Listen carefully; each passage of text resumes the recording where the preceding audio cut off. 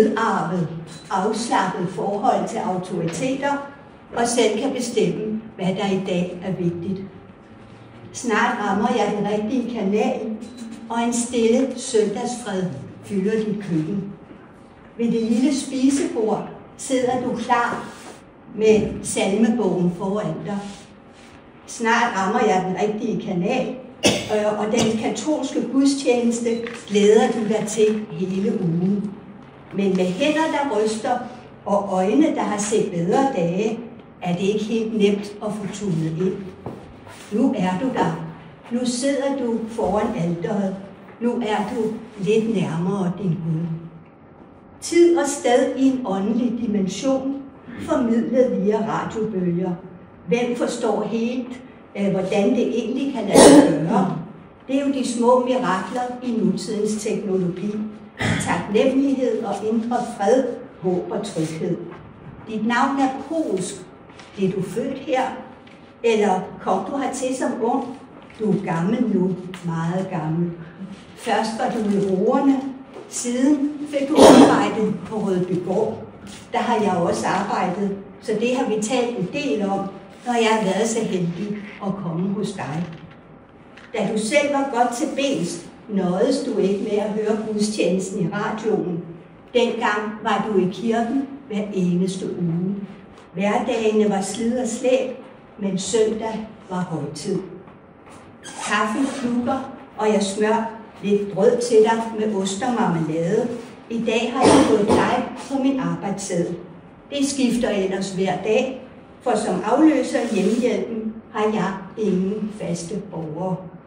Du skal vide, at jeg nyder at komme hos dig.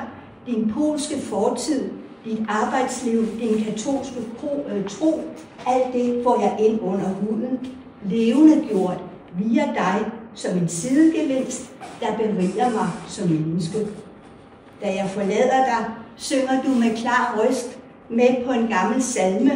Der er et skær af ungdom og glæde i dit ansigt, da du tager en tår af kaffen og vender et blad i salmebogen. Ha' det godt. Vi ses nok en anden gang. Næste gang jeg kommer til dig, ligger du i din seng. Du er dårligere nu, men du er også smuk, rolig og bleg.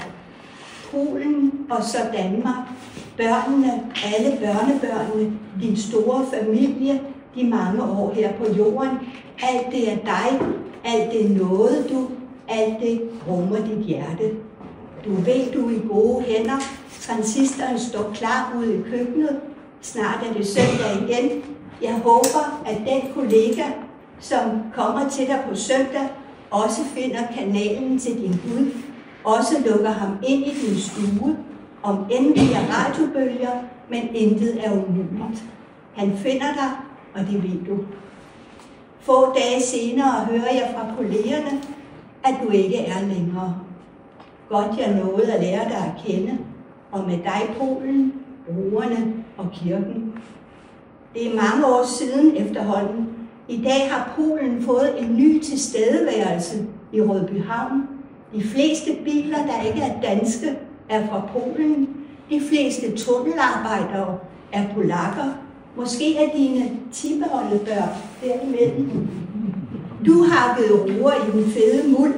Dine tippeoldebørn støber en tunnel under bæltet, så vi i et snuptag kan komme sydpå, og så trafikken sydfra kan gå hurtigere og ikke skal spilde tid på en færge. Det kommer nok ikke til at blive billigere end i dag, og vi har allerede en færge ved halve time, men det er ikke nok. Vi skal spare tid, siger de kloge. Jeg tænker med taknemmelighed på de gange, jeg oplevede tiden stå stille hos dig søndag morgen. Vi tog på tur i tid og rum, og din skrættende transistor kvitterede med elskede salmestrofer, når bare jeg drejede med tålmodighed på kanalvælgeren. Lad os håbe, verden også snart vil lære at tune ind på tryghed og søndagsfred.